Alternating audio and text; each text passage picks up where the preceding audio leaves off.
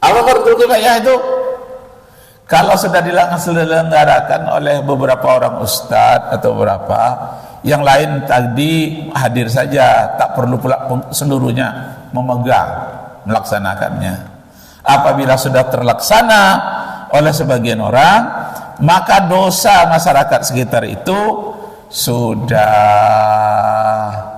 namanya terhambat atau kewajibannya sudah tertunaikan oleh perwakilan orang yang menyelenggarakannya. Itu namanya fardhu kifayah. Tak perlu pula seluruhnya menyelenggarakan, yang lain hadir saja, menyelenggarakan hanya beberapa orang. Itu namanya fardhu kifayah. Tapi fardhu kifayah ini kalau tak seorang pun melaksanakan, telah menolak semuanya berdosa. Tidak ada yang mewakili, semuanya dapat dosa. Tapi kalau ada beberapa orang menyelenggarakannya, semuanya terlepas dari dosa. Begitu menurut hadis dari Nabi sallallahu alaihi wasallam. Jadi banyak hal, lebih terhormat, ada lagi yang detail-detailnya. Itu secara umum baru 2 ayat. Nah, 2 hadis gitu ya tentang kewajiban. Kemudian apabila mayat dimasukkan di dalam kubur, itu kita doakan agar dia mudah menjawab pertanyaan dari malaikat maut. Apa di antara doanya setelah dikuburkan? Dalam bahasa Indonesianya, ya Allah, sesungguhnya azab kubur itu adalah benar, maka berikanlah kemudahan, berikanlah keringanan kepadanya, jauhkan dari azab kubur ya Allah. Sesungguhnya pertanyaan mungkar dan nakir itu benar, maka berikanlah kemudahan kepada saudara kami ini menjawab pertanyaan dari mungkar dan nakir. Sesungguhnya azab itu adalah benar, azab kubur itu ada, maka jauhkanlah dari azab kubur. Sesungguhnya neraka itu di akhirat nanti ada, jauhkanlah dia dari azab neraka. Itu diantara inti-inti doanya itu. Dan kami adalah umat Nabi Muhammad sallallahu alaihi wasallam, izinkanlah kami beserta jenazah ini bertemu dengan Nabi yang dicintai, Nabi Muhammad sallallahu alaihi wasallam. Izinkan kami mendapatkan syafaatnya ya Allah. Itu doanya. Dalam bahasa Arabnya, inna azabal qabri haqqun. Dalam bahasa Arabnya, inna azabal qabri haqqun, sesungguhnya azab kubur itu benar adanya. Karena itu jauhkanlah saudara kami ini dari azab neraka. Inna yas'ala munkar dan nakir haqqun. Pertanyaan dari mungkar dan nakir itu benar, memang ada ya Allah, kami yakin ya Allah. Karena itu berikanlah dia kemudahan dalam menjawab pertanyaan mungkar dan nakir.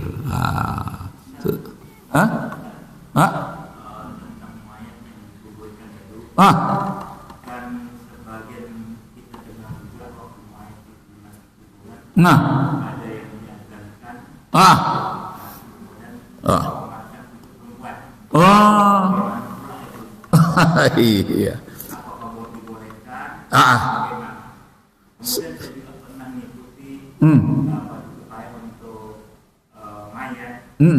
Setelah mayat itu dimasukkan ke kuburan, nggak usah kan bacaan ini lagi kan, dikuburkan itu, kemudian para pengantar itu langsung pulang. Oh, yang bubar? Ya. Oh, tega nih ya. Kalau saya perhatikan itu kan, itu memang mayat itu Islam. Iya. Bagaimana tanggapan itu?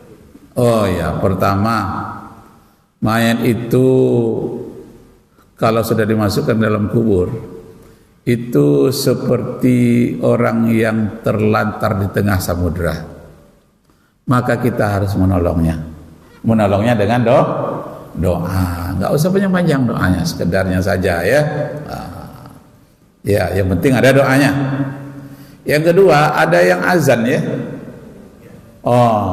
Tapi itu jarang terjadi.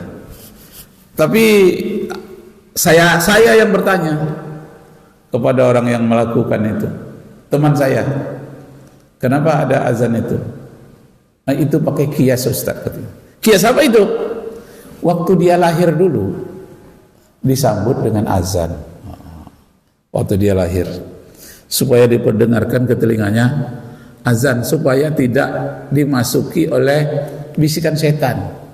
Kalau tak diperdengarkan azan kepada telinganya, itu nanti setan akan terlebih dahulu mendengarkan sesuatu ke telinganya.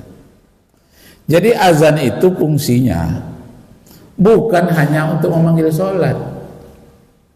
Secara formal iyalah untuk memanggil sholat. Azan itu banyak kegunaan azan itu. Kalau tersesat Bapak Ibu di tengah hutan, disesatkan oleh jin, udah berputar-putar situ itu, di Kalimantan sering terjadi sampai hari ini. Sering itu. Gimana caranya? Azan saja. Ketika kita sudah azan, jin-jin itu kan lari mendengarkan azan itu, maka jalan kita terbuka. Ayah saya dulu selalu ke Singapura dari Tanjung Batu Kundur. Waktu hujan badai kuat, nggak nampak haluan kemana-mana. Azan dia. Setelah azan kabut tadi buka, hujan reda, dia bisa lewat. Itu namanya pengalaman keagamaan. Ya, hadis nggak ada itu. Carilah hadisnya. Apabila kamu tersesat dalam hutan, azan nggak ada itu. Itu pengalaman keagamaan. Kenapa? Tiba-tiba saja. Ayah saya di zaman penjajahan Belanda, itu datanglah Belanda. Padahal sudah dikasih orang katanya untuk apa di tempat itu, menunggu. Tahu-tahu tertidur orang yang menunggu itu. Masuk Belanda tanpa tidak tahu.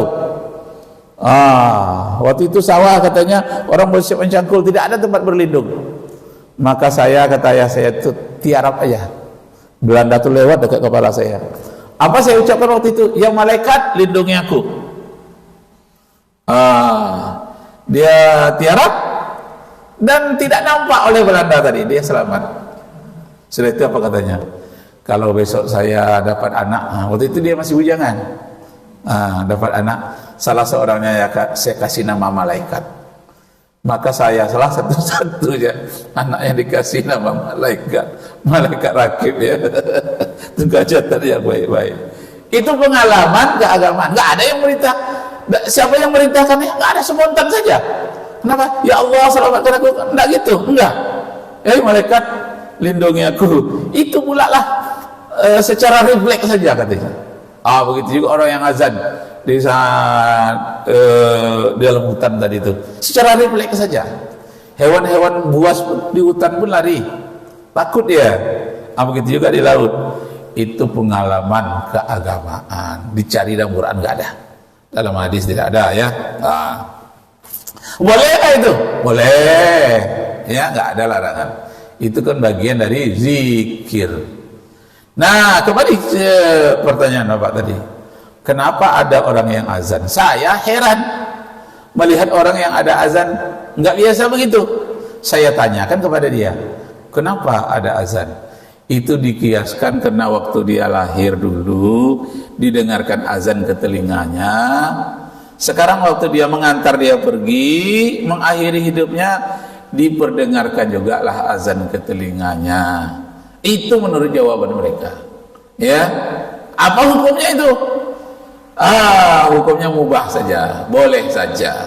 Tapi memang tidak ada contoh dari Rasulullah Sallallahu Alaihi Wasallam. Itu memang termasuk bid'ah juga. Jangan takut dengan bid'ah. Bid'ah itu makanan kita sehari-hari. Yang nggak boleh itu bid'ah yang jelek, bercari-cari di kuburan itu. Ya enggak? Bid'ah dolalah itu. Kurang aja apa judi yang dulu ya. Waktu hidup, kini celaka orang mati orang di situ. Itu ya bid'ah dolalah. Sangat tuh ya. Tapi kalau ucapan-ucapan yang baik, yang apa, ya bid'ah juga, tapi yang hasanahnya. Jadi yang dikatakan bid'ah itu nggak ada contoh dari Rasulullah, nggak dibuat oleh Rasulullah. Walaupun tidak dibuat itu, hukumnya kan ada 5. Ada hukumnya yang haram, mencaci maki, makanya tidak boleh. Termasuk meratap tadi itu. Itu dolalah itu, tidak boleh. Jadi ada yang hukumnya haram, bid'ah tadi. Ada hukumnya mubah. Mubah itu boleh-boleh saja selagi tidak merusak. Ada hukumnya makruh. Yang makruh ini apabila berlebih-lebihan.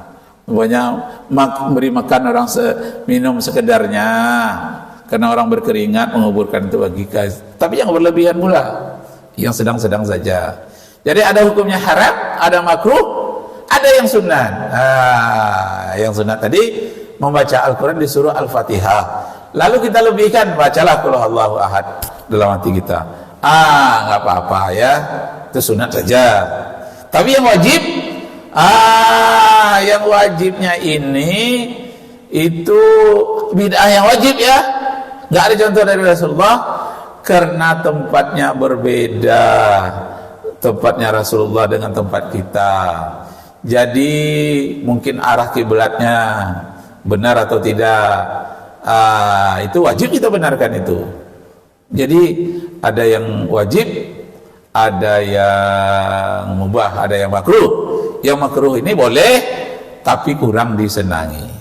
Jadi alasan orang dari yang azan tadi karena katanya ingin memperdengarkan ucapan terakhir berupa azan. Itu kalau saya menilai itu mubah saja, boleh lakukan, boleh tidak, tapi jangan menghilangkan yang wajibnya. Jadi haram dia kalau yang mubah seperti itu menghilangkan yang wajib, tidak boleh. Yang wajibnya itu diutamakan. Yang lainnya yang sunat, yang apalagi yang makruh, itu jangan. Kalau yang mubah itu dipertimbangkan, lihat keadaan.